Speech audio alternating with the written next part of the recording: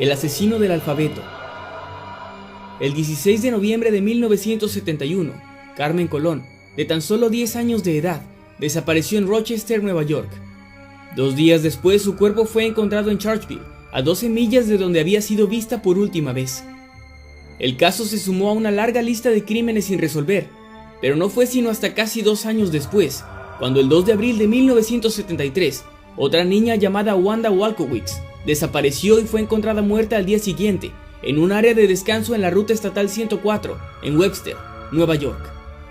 Dicho lugar estaba a solo 7 millas de Rochester, y ese mismo año, el 26 de noviembre, Michelle Mensah, de 11 años de edad, desapareció y fue encontrada 2 días más tarde, en Macedon, Nueva York, a solo 15 millas de Rochester.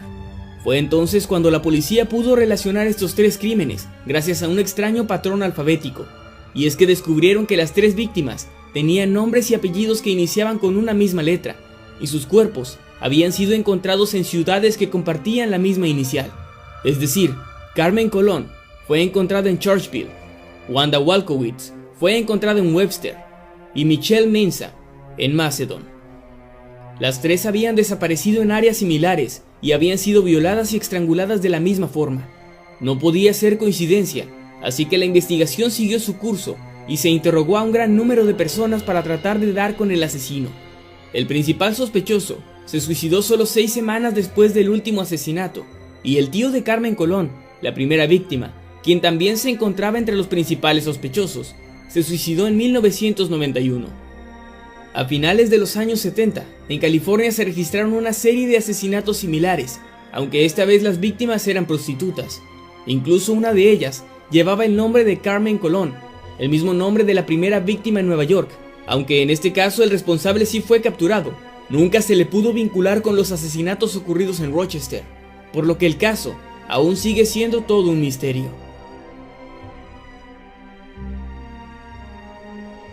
El fantasma de la autopista. Desde abril de 1971 hasta septiembre de 1972, una serie de crímenes sembraron el terror entre las familias afroamericanas de Washington, D.C. 6 niñas de entre 11 y 18 años fueron secuestradas, violadas y asesinadas en este periodo de tiempo. La primera víctima fue Carol Spinks, de 13 años, quien en la noche del 25 de abril de 1971 fue enviada por una de sus hermanas mayores para comprar provisiones en un 7-Eleven ubicado a media milla de su casa, justo al otro lado de la frontera de Maryland. En su camino de regreso a casa, Carol fue secuestrada, y 6 días después su cuerpo fue encontrado en un terreno baldío cerca de la autopista. La segunda víctima fue Darlena Johnson, de 16 años, quien fue secuestrada mientras iba camino a su trabajo de verano, en un centro recreativo. Esto ocurrió más de un mes después del asesinato de Carol Spinks, y el cuerpo de Darlena fue encontrado a solo 15 pies de donde se encontró el cuerpo de Spinks. El 27 de julio de 1971, Brenda Crockett, de 10 años, no regresó a casa después de haber sido enviada a la tienda por su madre. 3 horas después de que Brenda fue vista por última vez, el teléfono de su casa sonó, y la llamada fue respondida por su hermana de 7 años. Brenda estaba en la otra línea, llorando. Un hombre blanco me tomó y me dirigió a casa en un taxi, dijo ella. También agregó que creía estar en Virginia, antes de decir abruptamente adiós y colgar. Poco tiempo después el teléfono volvió a sonar, pero esta vez fue el novio de su madre quien respondió la llamada. De nuevo era Brenda, quien repitió lo mismo que había dicho en la primera llamada. La niña dijo también estar sola en la casa de un hombre blanco. Cuando el novio de la madre de Brenda trataba de darle algún tipo de instrucción, de fondo se escucharon unos pasos y la llamada se cortó. Unas horas más tarde, un automovilista descubrió el cuerpo de Brenda, tirado al lado de la Ruta 50. La niña había sido violada y posteriormente estrangulada con una bufanda, la cual aún llevaba atada al cuello. Con el tiempo, otras 3 víctimas se sumaron a este caso. Una de ellas, Brenda Woodward, quien desapareció después de abordar un autobús de regreso a casa, fue encontrada por un policía con marcas de estrangulamiento y apuñalada. Su cuerpo estaba cerca de una rampa de acceso de la Ruta 202, en un área llena de hierba. El asesino había colocado un abrigo sobre su pecho, y en uno de los bolsillos se encontraba una nota que decía lo siguiente: a esto equivale mi insensibilidad hacia la gente, especialmente hacia las mujeres. Confesaré los demás cuando me atrapen, si es que pueden. Atentamente, el fantasma de la autopista. Después de septiembre de 1972, los crímenes se detuvieron y la policía jamás logró descubrir la identidad del asesino. Y así, tan repentinamente como apareció, el fantasma de la autopista se desvaneció, dejando inconcluso el caso.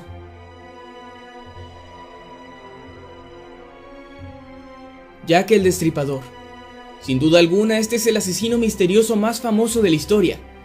Jack el Destripador fue un asesino del siglo XIX, quien en 1888 asesinó a 5 mujeres de manera brutal, así como a otras presuntas víctimas con las que nunca se le ha podido vincular directamente. Muchas teorías han surgido alrededor de esta misteriosa figura, que vagaba por las calles nocturnas de Londres de la época victoriana. Sus víctimas eran prostitutas, por lo que al inicio nadie prestó mucha atención a los crímenes, pero fue gracias a una serie de cartas enviadas supuestamente por el asesino, donde confesaba los crímenes y se hacía llamar a sí mismo Jack el Destripador, afirmando escribir desde el infierno, que la prensa se interesó en el caso y comenzó a cubrirlo de principio a fin, difundiendo la noticia y algunas pistas. Muchos sospechosos fueron interrogados, pero nunca se pudo encontrar al culpable. Aún en la actualidad hay investigadores que tratan de dar con la pista clave que los lleve a revelar la identidad del asesino. A lo largo de los años, muchos son los que han afirmado haber encontrado la identidad de Jack. Se han escrito libros al respecto y se han filmado películas. Hoy en día, Jack el Destripador es todo un ícono en la cultura popular, principalmente gracias al misterio que rodea su tenebrosa figura.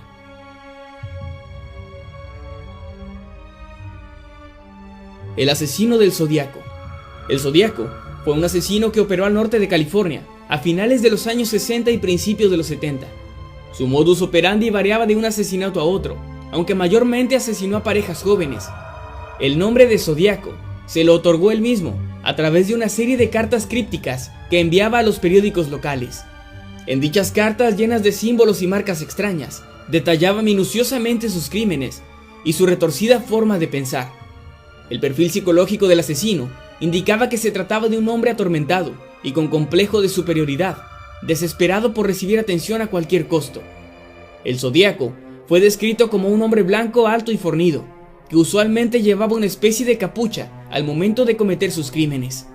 Él solía confesar cada crimen cometido con cuidadosas descripciones, aunque también se cree que llegó a adjudicarse crímenes que en realidad no había cometido, pero que habían acaparado gran parte de los titulares en la prensa.